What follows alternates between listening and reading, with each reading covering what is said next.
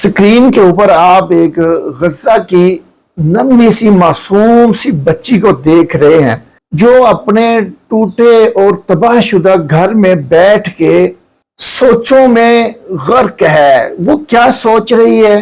کاش کہ کوئی ایک ایسا ملک نہ ہوتا جو ایٹمی ملک ہونے کا بھی دعویٰ کرتا، کم از کم مجھے دکھ تو نہ ہوتا۔ وہ یہ سوچتی ہوگی کہ کاش کوئی ایسا عرب ملک نہ ہوتا کہ جس کے پاس سے پوری دنیا کو پٹرول کی سپلائی ہوتی ہو اور وہ میرا ہمسایہ بھی ہو اور وہ میری مدد کو نہ پہنچا ہو۔ کاش ایسا ملک نہ ہوتا تاکہ مجھے کوئی دکھ نہ ہوتا۔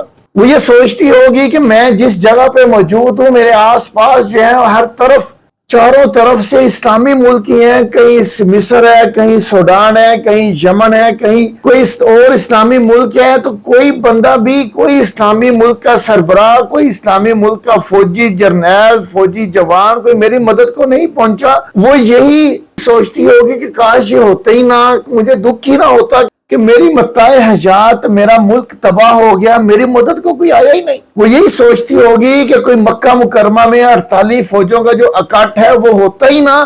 وہ اسی آس کو ٹوٹتے ہوئے دیکھ رہی ہے کہ میری تو ساری آسیں ہی ٹوٹ گئی، میری تو ساری امیدیں ہی ٹوٹ گئی۔